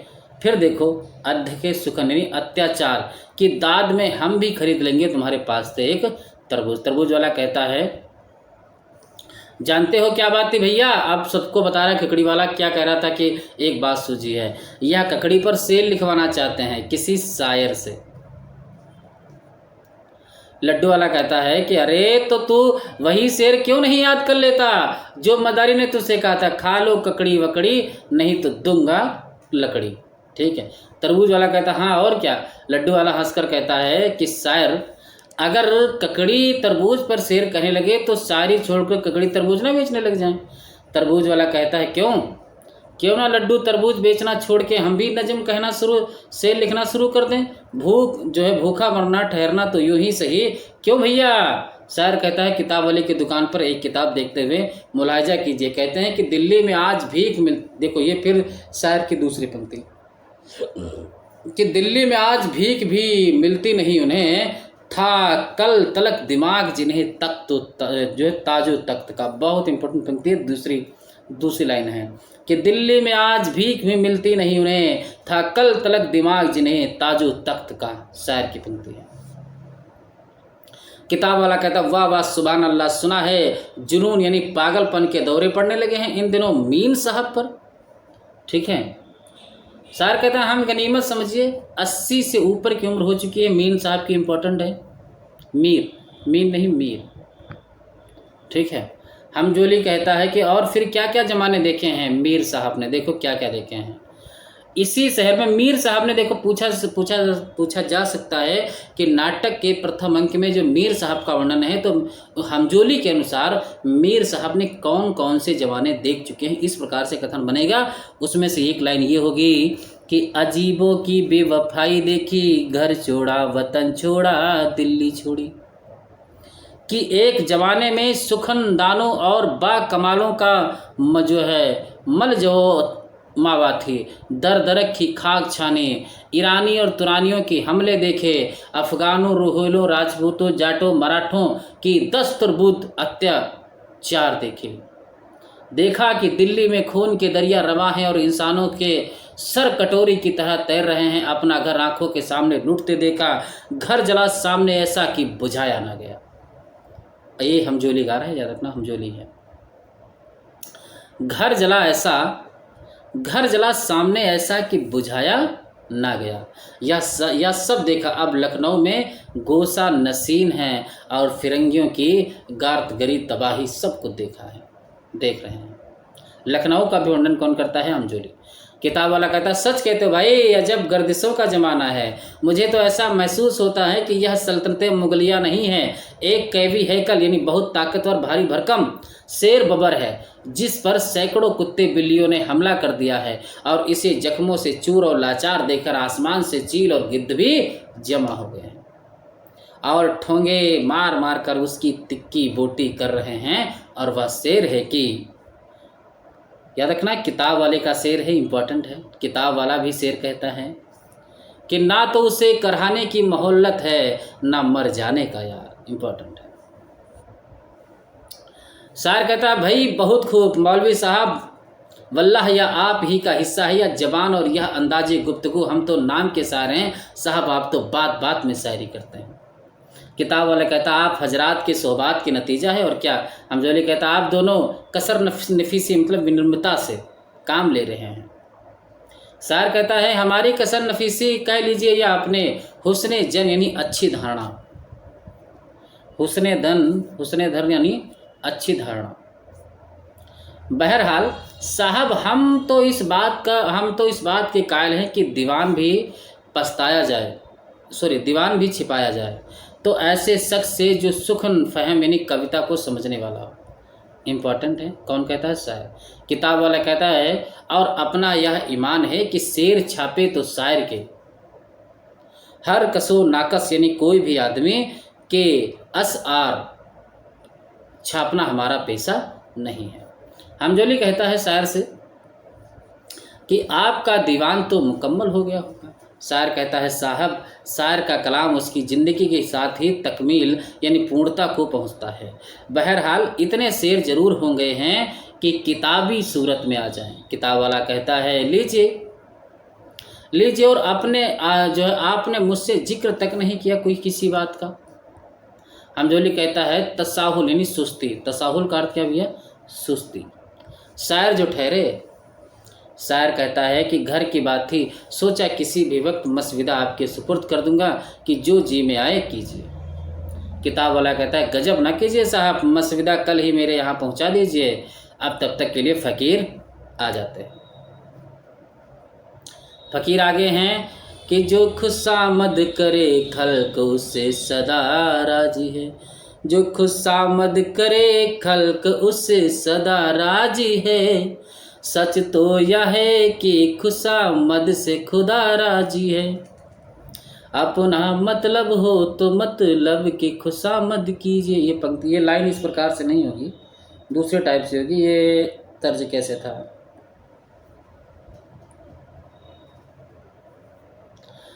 जो खुशामद करे खल्क उससे सदा राजी है, सच तो यह है कि खुशामद से खुदा राजी है।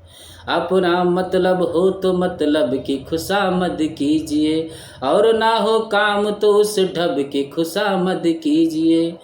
अम्बिया औलिया और रब की खुशामद कीजिए, अपने मकदूर गरज सब की खुशामद कीजिए। जो खुशामद करे खल्क उससे सदा राजी है, सच तो यह है कि खुशामद से खुदा राजी है। ऐसे करते हैं वही जिनका खुशामद का मिजाज, जो नहीं करते वे रहते हैं हमेशा मोहताज। हाथ आता है खुशामद से मको मुल्क और ताज, क्या है तासीर के इस नुस्खे ने पाई है रिवाज। जो खुशामद करे खल्क उससे सदा राजी है, सच तो यह है कि खुशामद से खुदा राजी है। गर भला हो तो भले की भी खुशामद कीजिए, और बुरा हो तो बुरे की खुशामद कीजिए। पाको नापाक सड़े की भी खुशामद कीजिए, कुत्ते बिल्ली व गधे की भी खुशामद कीजिए। जो खुशामद करे खल्क उससे सदा राजी है, सच तो यह है कि खुशामद से खुदा राजी है। या देखना फिर आते हैं किताब वाला कहता है, आप साहबान के तशरीफ़ लाने से, मुझे भी पता है, हंसो मत, मुझे भी पता वो बहुत अच्छी नहीं गई है, ठीक है, होता है। आप साहबान के तशरीफ़, देखो आप साहबान के तशरीफ़ लाने से पहले वह शोरे क़यामत जो है बरपा हुआ था इस बाज़ार में कि तौबा है भली है, ठीक है। किताब वाला शायर कहता है क्यों? किताब वाला कहता है बस कुछ रजीलों यानी नीच लोग, रजीलों का अर्थ क्या यहाँ पे नीच लोग में। अब देखो ये किताब, ये भी लाइन क्रम मिलाने के लिए आया था, मिलान करने के लिए आया था कि आपस में तू मैं शुरू हो गई, बात बात में एक अच्छा खासा हंगामा शुरू हो गया, लूट मार्च जो शुरू हो गई। इम्पोर्टेंट भैया किताब वाले का कथन है, पहले किसका था? बर्तन वाले का। अब देखो किताब वाले का। शायर कहता है आपकी दुकान पर तो आँच नहीं आई है। किताब वाला कहता है गनीमत समझिए, अभी दुनिया में किताबों की इतनी मांग नहीं है। हमजोली कहता है क्यों, रद्दी में बेची जा सकती हैं क्या? किताब वाला कहता है हंसते हुए, एक ककड़ी वाले ने शरारत शुरू की थी। शायर ने कहा अरे वही साहब जो वहाँ तशरीफ़ रखते हैं। किताब वाला कहता है जी हाँ। शायर कहता है कि अभी अभी उन्होंने मुझसे ककड़ी पर शेर कहने की दरख्वास्त की थी। किताब वाला कहता है माशा अल्लाह। हमजोली कहता है साहब क्या यह मुमकिन नहीं कि शायर के अंदर कोई इस, देखो ये हमजोली लाइन बहुत अच्छी कहता है कि क्या यह मुमकिन नहीं कि शायरी के अंदर कोई इस पूरे माहौल की तस्वीर खींच दे। पॉइंट इंपॉर्टेंट है। शायर कहता है मीर साहब का कलाम इस अफरा तफरी की दर्द-अंगेज तस्वीर नहीं तो और क्या है। परांगदा रोजी परांगदा दिल इस एक फिक्रे में एक दफ्तरे मानी यानी पिनो यानी छुपा हुआ है। हमजोली कहता नहीं साहब यह तो उन्होंने जाति परांगदा यानी हाली परेशानी का रोना रोया है। शायर कहता है दुनिया भर का ठेका ले रखा है शायर ने क्या? हमजोली ने कहा कि जी नहीं, मेरा मतलब यह था कि शायद गज़ल कि सिर्फ विधा में वह दुसत यानी व्यापकता नहीं है कि उसमें हर मजमून और हर ख्याल का नज़्म किया जा सके। इम्पोर्टेंट है। शायर कहता है कि आप सुजराए ईरान और असाद जाए हिंद, ईरान के शायर और हिंदुस्तान के उस्ताद, याद रखना। देखो सुजराए ईरान कहाँ के शायर हैं? ईरान के। कहाँ के हैं? ईरान के। और उस्ताद जाए हिंद कहाँ के हैं? हिंदुस्तान के उस्ताद की। सदियों की रवायतों पर हमला कर रहे हैं। गज़ल जैसी हसीन चीज़ दुनिया के किसी अदब में पाई जाती हो। हमजोली कहता है मैं उसके हुस्न से इनकार नहीं कर रहा, मैं तो यह कहता हूँ कि उसमें इतनी गुंजाइश नहीं। शायर कहता है जो चीज़ गज़ल में कह नहीं सकते कसीदे में कहिए।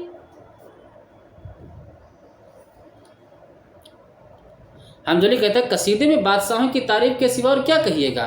शायर कहता है मसनवी में तो सब कुछ कह सकते हैं। ककड़ी वाला तज़किरा नवीस वृत्तांत लेखक को आते देख, याद रखना।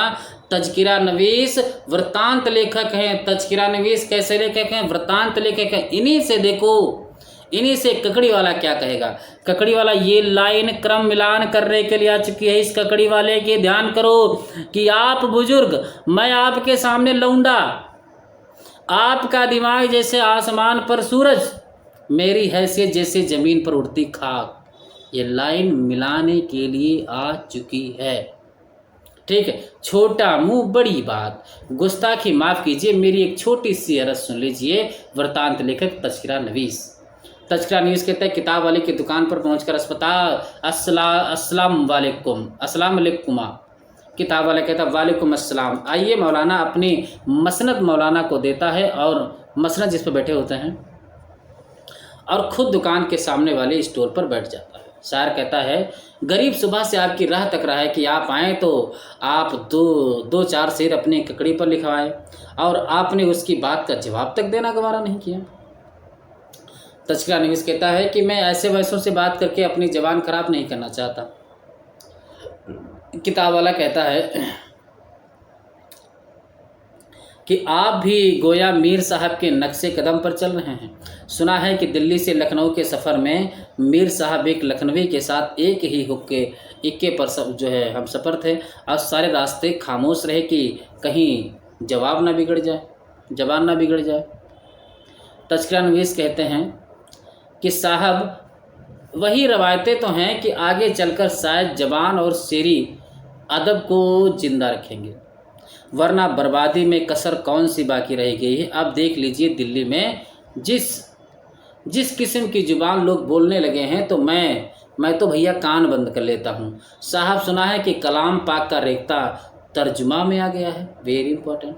किताब वाला कहता है जी हाँ साहब, रफ़ीउद्दीन साहब का तर्जुमा मौजूद है। एक ग्राहक आया था, नहीं यही पूछते हैं तस्करा नवीस, इंपॉर्टेंट है किताब वाला कि रफ़ीउद्दीन, याद रखना रफ़ीउद्दीन का साहब का तर्जुमा किसमें जो है मौजूद है। और अगर आपको मौलवी अब्दुल कादिर का तर्जुमा दरकार है तो कुछ रोज़ इंतज़ार कीजिए। याद रखना किताबों का मालिक है तो इसीलिए किताबों के बारे में बात करता है, ठीक है। शायर कहता है तरक्की का दौर आ रहा है मौलाना। किताब वाला कहता है तरक्की कह लीजिए या तनज्जुल यानी पतन अवनति, हिंदी में पतन अवनति नीचे जाना, ठीक है, और उर्दू में क्या कहते हैं तनज्जुल, इम्पोर्टेंट है। बहरहाल ज़माना बड़ी तेज़ी से बदल रहा है, मशीनें आ गई। देखो किताब वाला कहता है, पॉइंट याद रखना है, बहुत इंपॉर्टेंट है। किताब वाला कहता है कि मशीनें आ गई हैं, जगह जगह छापे खाने खुल रहे हैं और कलाम पाक के साथ साथ इंजील के भी तर्जुमे छप रहे हैं। सुना है कलकत्ते का वर्णन कौन करता है? किताब वाला। कलकत्ते में एक फिरंगी है जो संस्कृत, फारसी, उर्दू और दीगर हिंदुस्तानी ज़बानों में बड़ी महारत रखता है। उसने एक मदरसा खोला है, fort William college, important, fort William college नाम का। वही इन जवानों में दर्स मतलब शिक्षा, दर्स का है वेरी इंपॉर्टेंट, सब पूछा जा सकता है। दर्स का अर्थ क्या है भैया? शिक्षा दिया जाता है। और अब तो सुना है कि मुशायरे भी वही मुनक्कद यानी आयोजित होंगे। शायर कहते हैं कि हमने तो यहाँ तक सुना है कि दिल्ली में भी एक कॉलेज खुल रहा है जहाँ अंग्रेजी ज़बान की तालीम और कीमिया और तबीयत यानी रसायन और भौतिक शास्त्र का दर्स यानी शिक्षा दी जाएगी। अब देखो शब्द इम्पॉर्टेंट है यहाँ पे, कीमिया और तबीयत। कीमिया का अर्थ है रसायन और तबीयत का अर्थ क्या है? भौतिक शास्त्र। पूछा जा सकता है कि आए हुए कीमिया का अर्थ क्या है? रसायन, ठीक है। तबीयत का अर्थ क्या है? भौतिक शास्त्र, याद रखना। किताब वाला कहता है कुफ्री इल्हाद यानी नास्तिकता का दौर है। इस दौर को बदल देने के लिए वह खुदा किसी मुजाहिद यानी धर्म युद्ध का योद्धा जिहाद करने वाला है की ज़रूरत है कि ज़माना दर्दमंद तो शायद बहुत है मगर मुजाहिद कोई नहीं। हमजोली कहता है ज़माने को ज़रूरत दरअसल मुजाहिद की नहीं मौलाना बल्कि इंसान की है। इंसान कहीं नज़र नहीं आता। शायर कहता है तो हम लोग क्या जानकर हैं? हमजोली कहता है दसो तदरीस यानी अध्ययन अध्यापन का यह नया सिलसिला जो शुरू हो रहा है, मेरा यकीन है कि इंसान भी यहीं से पैदा होंगे। वैसे भी सारे ज़माने में लूट मार मची हुई है, जिसे देखो अपनी बेरोज़गारी का रोना रोता है। याद रखना इंपॉर्टेंट, हमजोली कहता है तो रोना रोता है। इन नए कॉलेजों से कम यह तो होगा कि कुछ लोगों के लिए रोजी का ही हाल निकल आया है। हल निकल आया, सॉरी हिला नहीं, हल। देखो ऐसे आपसे, देखो मैंने फिर कहा लाइन के लाइन नहीं, शब्दों में इधर उधर हेर फेर हो जाएगा, इतना पूरा टाइप किया जाता है तो मेहनत तो इसमें है ही, थोड़ा एक आधी गलतियाँ हो सकती हैं, तो उसके लिए क्षमा का प्रार्थी हूँ मैं, ठीक है। और इस चीज़ ये कोई बड़ी बात भी नहीं है। देखो हिला मैंने हला बोल भी दिया, क्योंकि इतना तो इतनी बार मैं नाटक को पढ़ा है तो खुद ही समझ में आएगी यहाँ पे कौन सा शब्द है। किताब वाला कहता है कि तज़किरा नवीस से मेरा तो ख्याल है कि मौलाना आपकी इन तसनीफात यानी कृतियाँ, तसनीफात का अर्थ क्या है? कृतियाँ। दर्स का अर्थ क्या था? शिक्षा। मौलाना सही हदीस यानी कुरान की व्याख्या तथा पैगंबर की कही हुई बात, तस्वीरों तनकीद यानी आलोचना और समीक्षा, तबसिरो इम्पोर्टेंट है, और तज़किरा नबीसी में कुछ नहीं धरा है। अब तो आप भी कुछ नए रास्ते निकालने की फिक्र कीजिए। मैंने उड़ते उड़ते किसी से सुना है कि दिल्ली में छापा खाना आ रहा है और बहुत जल्द उर्दू में रिसाले और अखबारात छपने शुरू हो जाएंगे। सोचता हूँ वहीं कुतुब खाना खोल लूँ और अखबारात का भी सिलसिला वहीं जारी कर दूँ। तज़किरा नवीस कहते हैं मियाँ बहुत बुरा वक्त आया है वाकई। ये सब किताब वाले की दुकान पे बैठे हुए हैं, आपस में शायर हैं, हमजोली हैं, तज़किरा नवीस भी आ चुके हैं, अब बस यही आपस में बातें चल रही हैं, ठीक है। अबुल फरा साहब के मतलब में बैठा जो है नखुल्ला बेग साहब से बातें कर रहा था किस तरह आगरा और दिल्ली, याद रखना आगरा और दिल्ली को हविस्कारों यानी लालची लोगों, हविस्कारों का अर्थ क्या है यहाँ पे? लालची लोगों ने लूट लिया। सिलसिलाए गुफ्तगू शेरो अदब तक पहुँचा। मीर अमन खां की दर्दनाक दास्तान सुनाने लगे कि किस तरह सूरजमाल जाट ने उनका घर बर्बाद किया, उनकी जायदाद पर का जो है यानी कब्जा हुआ। कहने लगे कि वह कलकत्ते के नए फिरंगी मदरसे में बैठे किस्सा चहार दरवेश लिख रहे हैं और ख्वाहिशमंद है कि मैं भी कलकत्ते हिजरत करूं। फारसी की मुद्रसी मिल जाएगी, यही रजब अली सुरूर ने कहलवा भेजा है। खुद नखुल्ला बेग इसी बात पर जोर दे रहे हैं, इम्पोर्टेंट है। किताब वाला कहता है दुकान से उठकर बाहर जाते जाते रुककर, अब उन्हीं को देखिए, फिरंगी की फौज में रिसालदार हैं और मज़े से हैं, बाईं ओर से निकल जाते हैं। शायर कहता है सुना है कि उनके भतीजे असदुल्लाह की शादी है। तज़किरा नवीस कहता है जी हाँ भाई, अजीब जहीन लड़का है यह असदुल्लाह भी। इस कम उम्री में फारसी में शेर कहता है, याद रखना। अजीब जो है यही असदुल्लाह इम्पोर्टेंट है, फारसी में शेर कहता था, शेर कहता है। और दो तल्ला खुद मेरी समझ में नहीं आते। हमजोली कहता है उसकी उम्र तो यही कोई 13-14 वर्ष होगी, इम्पोर्टेंट है, 13-14 उम्र थी। शायर कहता जी हाँ, इसमें हैरत की क्या बात है।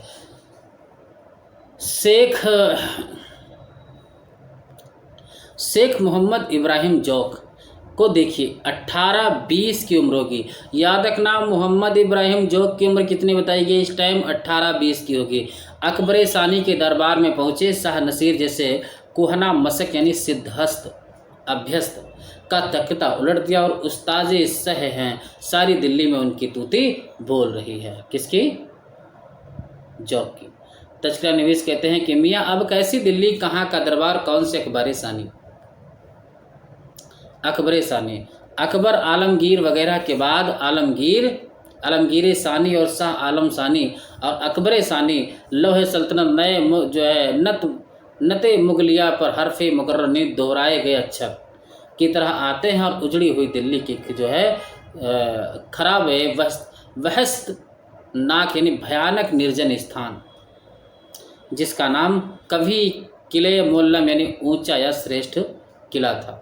ठीक है, छोड़ दो इनकी बात, इतनी ग्राहक तब तक के लिए ग्राहक आया था। तज़किरा नवीस को किताब वाला समझकर कहता साहब मुंशी मिर्जा मेहदी का नादिर नामा होगा आपके पास। इम्पॉर्टेंट है किताब वाले के पास, यानी तज़किरा नवीस बैठे हैं, चलो कोई बात नहीं। किताब वाले की दुकान पर ग्राहक कौन सी किताब मांगता है, तो इम्पॉर्टेंट भैया आपसे नादिर नामा मांगता है। कौन सी किताब? नादिर नामा। किसकी थी? मुंशी मिर्जा मेहदी का। किसकी थी? मुंशी मिर्जा मेहदी का नादिर नामा इम्पॉर्टेंट है। किताब वाला कहता है नादिर नामा तो है नहीं, अलबत्ता उसका तर्जुमा उर्दू में हुआ है तारीख़ नादरी, वह मौजूद है। गाहक दो किताबें, एक और लैला किस्सा लैला मजनू। किताब वाला कहता है किस्सा लैला मजनू भी अमीर खुसरो का ख़त्म हो गया। याद रखना अमीर खुसरो की बात। मगर हैदरी साहब, याद रखना हैदरी साहब का उर्दू का तर्जुमा अभी अभी आया है। गाहक कहता है जरा दिखाइए। किताब वाला गाहक को लेकर अंदर जाता है। देहातियों की एक टोली रंगीन कपड़े पहने बलदेव जी का मेला। बलदेव जी का मेला इम्पॉर्टेंट है, बहुत ही इम्पॉर्टेंट है ये बात। बलदेव जी का मेला नाम की नज़म गाती हुई बाएं रास्ते से आती है। किस रास्ते से? बाएं रास्ते से आती है। स्टेज के बीच में जमकर गाती है टोली। क्या वह दिलबर कोई नवेला है, नाथे और कहीं वह चेला है, मोतिया है चमेल बेला है, भीड़ अबो है अकेला है, शहरी कस्बाती और गवेला है, जरा यसराफी पैसा देला है, एक क्या क्या वह खेल खेला है, भीड़ है खल्क तो करेला है, रंग है रूप है झमेला है, साईं रे जोर बलदेव जी का मेला है। याद रखना यही गीत ये लोग गाते हैं। टोली गाती हुई दाईं तरफ से निकल जाती है, बाईं से आती है, दाईं तरफ से निकल जाती है। इम्पोर्टेंट। अब यहाँ से देखो, एक हसीना जिसका नाम है बेंजीर बाजार में आती है और माथे पर कसक यानी टीका तिलक, हाथ में फूल रखे आ रही है। एक सोदा कहता ए दिल आराम जय सीताराम। याद रखना जय सीताराम कौन कहता है? सोदा। बेंजीर मुस्कुराकर क्या चाहते हो? सौदा कहता है अजय हाल। बेंजीर फरमाओ। सौदा कहता श्री रामचंद्र ने हल लंका को फतह किया और तुम्हारे सूरमा हुस्न ने मेरे दिल का गढ़, बूंद दर रोज दिले मन रावण राम करदंद बुता राम की हो, मेरा दिल हमेशा रावण जैसा था, बुतो मतलब सुंदरियों ने उसे वश में करके राम की ओर मोड़ दिया। बेंजीर कहती है इस बात का गवाह? सौदा कहता है हनुमान। हसीना हंस देती है और दोनों बात करते हुए आगे बढ़ जाते हैं। रे छैल छबीली रंग रंगीली गांठ कटीली, तुझे किस नाम से पुकारूं? बेंजीर कहती है लौंडी को बेनजीर कहते हैं। बेंजीर कहते हैं क्या मैं जनाब का इसमें शरीफ दरियाफ्त कर सकती हूँ? सौदा कहते हैं मुझे बड़े मुनीर कहते हैं। क्या कहते हैं? बड़े मुनीर। उसको बेनजीर से कहता है, अपने आप को बड़े मुनीर कहते हैं। और रहने वाली तुम कहाँ की हो? बेनजीर कहती हुस्नपुरा। कहाँ की? हुस्नपुरा की रहने वाली हूँ। तो सौदा कहता है यह नाचीज इश्क नगर का रहने वाला, वो हुस्नपुरा की और ये इश्क नगर का रहता है। दोनों चले जाते हैं। शायर मौलाना सुना है आप स्वराय उर्दू का कोई तज़किरा लिख रहे हैं? तज़किरा नहीं कहता जी हाँ लिख तो रहा हूँ, पर जाने क्या होता है। शायर कहता है किस मंजिल में? तज़किरा नवीस कहता है गुमराही की मंजिलों से भटक रहा है साहब, और क्या मियाँ सोज मरहूम के साथ सोहब थी, उन्हीं ने उकसाया था कि कुछ लिखिए। एक ज़माना था कि दिल्ली और उसके गिरद नवाह के चक्कर लगते थे। सोज मरहूम के अलावा मीर साहब, ख्वाजा मीर अर्द, मीर दर्द, हज़रत सौदा, मीर हसन, हज़रत फुंगा, सब के साथ उठना बैठना था। ये हज़रत दुनिया से क्या उठे, बज्म महफिल ही उजड़ गई। अच्छा, ये बज्म शब्द वेरी इंपॉर्टेंट है। इसका अर्थ होता है महफिल। आप लोग पढ़ोगे नाटक अंजों की दीदी, उसमें भी जो नीरज होता है, नीरज नहीं, उसके अंजों का जो भाई होता है, क्या नाम होता है उसका? अरे उसका भाई, ठीक है, कमेंट करके बताना, थोड़ा याद नहीं आ रहा। उसका जो भाई वो कहता है अपनी जीजा से, क्या कहता है कि भरी बज्म में बड़ी बात कह दी, क्षमा चाहता हूँ। इसी प्रकार से तो भरी बजमनी भरी महफिल में याद रखना, तो शब्द उसमें भी आया है। ठीक है, इम्पोर्टेंट है। किताब वाला कहता है, एक देहाती लड़के को गुजरता देखकर कहता है कि इधर आना मियाँ। लड़का नहीं सुनता है। अबे इधर आओ वे खबीसा। लड़का आता है। खुसे रेखता नहीं समझते अब तक जो है मुगल साथ गंदी गालियों ने बकिए समझते हैं इज्जत नहीं है। लड़कों को पैसे देकर अजी सामने की दुकान से 4 पान बनवा लो। लड़का पान की दुकान पर चला जाता है। लड़का जरा हाथ चलाकर 4 पान बना देना भाई। पान वाला कहते अभी लीजिए साहब, बनारसियों के बड़े बड़े टुकड़े इलायचियाँ कतर डाली हैं इलायचियों। तस्करा नवीस कहते हैं, तस्करा नवीस कहते हैं कि मीर साहब कोई 30 बरस के बाद अपने वतने मालूफ यानी मूल जन्म स्थान यानी दिल्ली वापस आए हैं। कौन? मीर साहब। उल्मो ओ फुजला से मिले, इज्जतो तौकीर यानी सम्मान प्रतिष्ठा मिली, पर ऐसा कोई मुखातिब नहीं मिला जिससे दिले बेताब को तसल्ली हो। कहने लगे कि सुभान अल्लाह, यही वह शहर है कि जिसके हर कूचे में आरिफ, कामिल, फाजिल, शायर, मुंशी और दानिशमंद थे। आज वहाँ कोई ऐसा नहीं कि उनकी सोहबत में लुत्फ उठाए। 4 महीने इस तौर से वतने अजीज में गुजारे, बहुत रंग हुआ और वापस चले गए। लड़का पान लाता है, वह बज में आया और इतना तो मीर ने देखा। फिर उसके बाद चिरागों में रोशनी ना रही। गरज साहब अब कैसा तज़किरा और कहाँ का तज़किरा नवीस। बहरहाल दस्ताने पारीना पुरानी कहानी का एक जरी तर्क यानी सुनहरा पृष्ठ अब तक जेल्स की किसी गोश्ते में जगमगात रहता है। ठीक है, छोड़ दो। शायर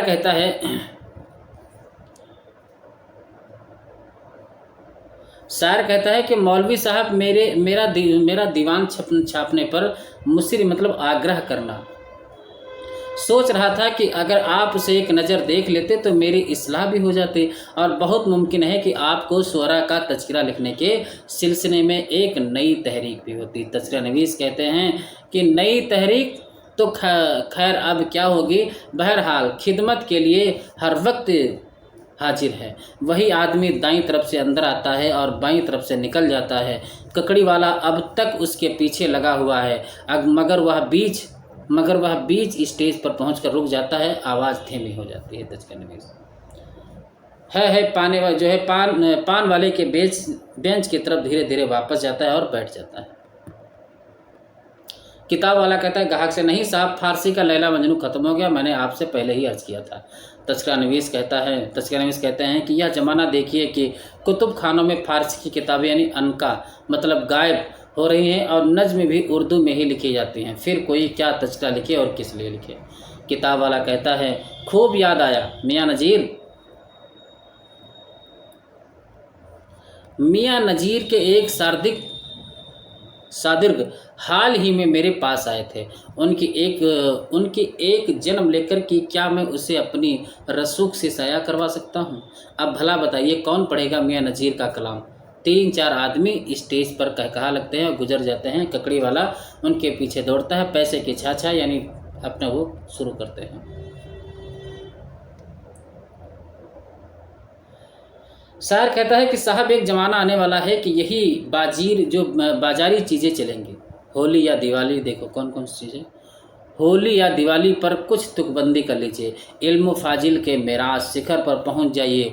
यह तो जौक का आलम है। आजकल अभी यह ककड़ी वाला मेरे पास दौड़ा हुआ आया और कहने लगा कि ककड़ी पे नज़म लिख दिए, छोड़ दो। एक आवाज़ आती, ककड़ी वाला, नहीं मियाँ यह बात क्या है। आवाज़ आती, बस कह दिया ना कि मुझे ककड़ी खरीदनी है ना मैं शेर कह सकता हूँ। यानी ना मैं जो ककड़ी खरीद सकता हूँ ना मैं शेर कह सकता हूँ। हमारा अपना काफिया तंग है, परेशान कर दिया है कुम्हार के यहाँ। कुछ लोग जमा हो जाते हैं, होते जा रहे हैं। इतने में हिजड़ों की एक टोली आती है जिसमें करीमन और चमेली भी है। इम्पॉर्टेंट है भैया, करीमन और चमेली हिजड़े हैं, याद रखना। करीमन और चमेली।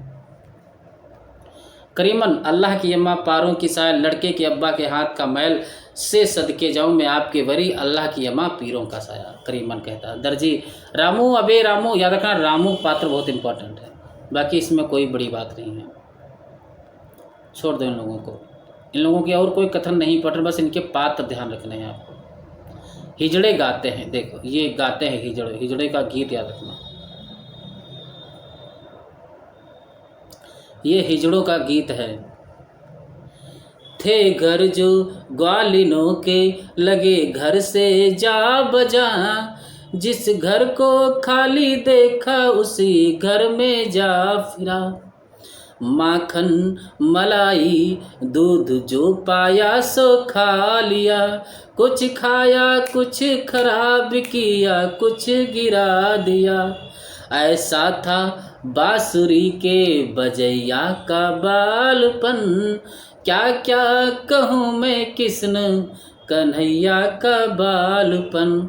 ये बहुत अच्छा, नाटक में देखोगे ना तो बहुत अच्छा गीत लगेगा आपको। घर चोरी करते आ गई ग्वालिन कोई वहीं, और उसने या पकड़ लिया तो उससे बोले, हाँ मैं तो तेरे दही के उड़ाता था मक्खियाँ। ये यहाँ पे कान्हा जो है, कान्हा का चित्र खींचा गया बहुत, कि घर चोरी करते आ गई ग्वालिन कोई वहीं, और उसने यहाँ पकड़ लिया तो उसे बोले कि हाँ मैं तो तेरे दही का उड़ाता था मक्खियाँ, खाता नहीं मैं उसके निकाला था चुट्टियाँ। ऐसा था बांसुरी का बजैया का बालपन, क्या क्या कहूँ मैं किस्न कन्हैया का बालपन।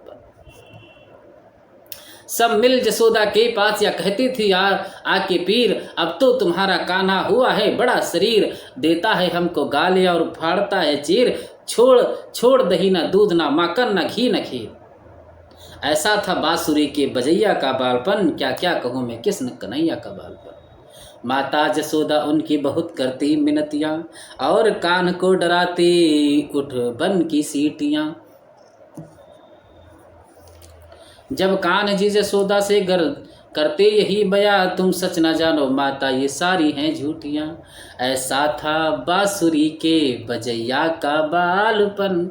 ये पंक्ति बहुत अच्छी है, याद कर लो। ये आपसे भी पूछा किस नाटक में पंक्ति, ऐसा था बांसुरी के बजैया का बालपन, वेरी इंपॉर्टेंट है। क्या क्या का कहूँ मैं किस्न कन्हैया का बालपन। एक रोज मुँह में कान्हा ने माखन झुका दिया, पूछा जसोदा ने तो वही मुंह बना दिया। मुँह खोल तीन लोक का आलम दिखा दिया, एक आन में दिखा दिया फिर और भुला दिया। ऐसा था बांसुरी के बजैया का बालपन, क्या क्या मैं कहूँ किस्न कन्हैया का बालपन। अब इसमें दरोगा वाले आ चुके हैं, देखें कितना बड़ा अंक बचा हुआ है। अंक तो है, आज रखते हैं, इतना ही रखते हैं, अगली क्लास में ख़त्म कर देंगे, हर हाल में बड़ा है।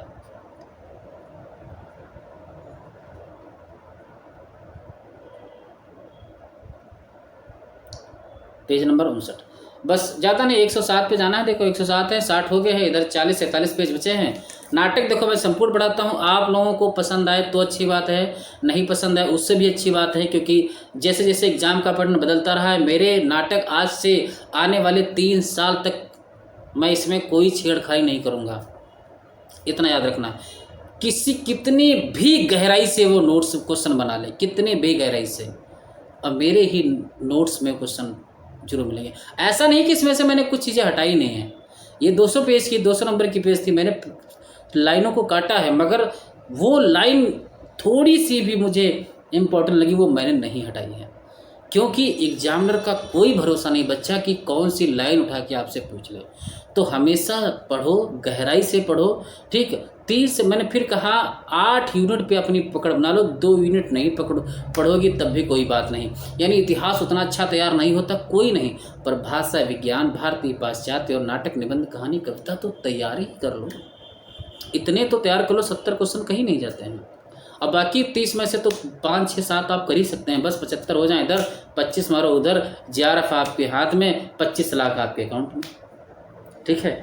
तो खैर आपसे मैं विदा लेता हूँ, विराम लेता हूँ, आज की क्लास में यही जो है समाप्त करता हूँ। बस आप लोगों से विनती है, मेरी बातों को ध्यान में रखना। अगर क्लास नहीं आ पाती इसका ये मतलब नहीं है, ठीक है, जिस प्रकार से मैं नोट्स बनाता हूँ, जिस प्रकार से मैं पढ़ाने की कोशिश करता हूँ, आपको नहीं मिलेगी कहीं क्लास से, तो थोड़ा समय लगेगा, मगर मैंने कहा कि मैं अदर यूट्यूबर जैसा नहीं हो। मैंने कहा है मैं सिलेबस पूरा करके दूंगा और एग्ज़ाम से कम 20 दिन पहले ख़त्म करके दूंगा। ये भी मैं आपसे कहता हूँ, थोड़ा भरोसा रखो। मैं एक दिन में 6 क्लास साथ साथ ले सकता हूँ। थोड़ा नोट्स बन रहे हैं मेरे, क्योंकि मैंने शुरुआत की थी, पहले से नोट्स तो बनाए नहीं थे, शुरुआत की थी। हमने कहा अभी आराम आराम पढ़ाएंगे, मगर आप लोगों का रिस्पांस मुझे अच्छा लगा। आप लोग मेरे पे कहे कि सर आपके भरोसे में पढ़ रहा हूँ, तो मुझे एकदम टेंशन हुई कि अब मुझे रात रात दिन दिन रात मुझे नोट्स बनाने शुरू कर दिए। ठीक है, वैसे तो मैं यही सोच के शुरू किया था कि एक एक पढ़ाता रहूँगा आराम से, मगर जब कुछ बच्चे एकदम से जुड़ गए हैं कि ये भी बोल दिया कि सर आप जितना पढ़ाओगे मैं उतना ही तैयार करूँगा, हमने कहा बिल्कुल अच्छी बात है, अब तो मुझे मेहनत तो करनी पड़ेगी। तो इसीलिए मैं 2-3 मित्रों से बात किए, ठीक, उनको बुलाया अपने यहाँ, हमने कहा कि थोड़े नोट्स मेरे बनवा लीजिए, तो वो सब नोट्स टाइप करवा रहा हूँ। तो जहाँ मेरा नोट्स तैयार हो पाए, हालांकि बन चुके हैं लगभग में, अब मैं डेली 4-5 क्लास की कोशिश करूँगा, लूँगा। ठीक है, हर हालत में आपको सिलेबस में पूरा करके दूंगा। बाकी मैंने आपसे और भी बता दिया है कि मेरे एक मित्र, जो कि उनका नाम है आपको मैं बता दूं, प्रेम शंकर, ठीक है, बेचू में हमारे साथ पढ़ते थे, बहुत अच्छा गाते हैं, कवि भी हैं वो, और वो आपको कविता पढ़ाएंगे, अद्भुत कविताएं उनकी हैं। ठीक है, इसीलिए मैं ऐसे टीचर को ढूंढ के लाया हूँ कविता के लिए कि जो आप कविता पढ़ेंगे उनसे तो मज़ा आ जाएगा। वो आपसे कविताओं को जोड़ने की कोशिश थोड़ी करेंगे, आपको सीधे उसमें समा देंगे, उनके अंदर कविता बसी हुई है। ठीक है, तो जिस फील्ड में जो बहुत अच्छा है मैं उसको अपने पास लेके आ रहा हूँ। ठीक है, ये मेरा मंच आप लोग देखेंगे आने वाले 1 साल के अंदर हिंदी का सर्वश्रेष्ठ मंच बनाने की कोशिश में हूँ हम लोग।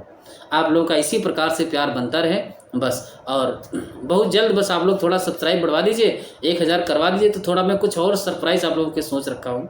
ठीक है, थोड़ा लाइक शेयर कर दीजिए, आप मित्रों को भेज दीजिए। ठीक है, बहुत जल्द हम टैबलेट से हट के दूसरी जगह पहुंचने वाले हैं।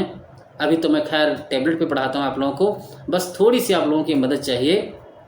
सब्सक्राइब वगैरह बढ़ा दीजिए मेरे कुछ थोड़ा, बस मैं तुरंत आपको मैं बहुत अच्छा प्लेटफॉर्म बना के दूंगा।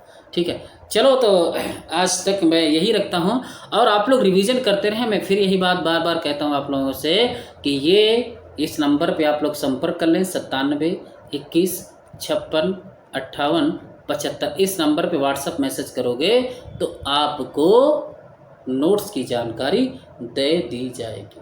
ठीक है, चलो, और नोट्स जरूर ले लें आप लोग, मैं यही कहूँगा, नोट्स जरूर ले लें, नोट्स बहुत इंपॉर्टेंट। चलो, बहुत बहुत धन्यवाद।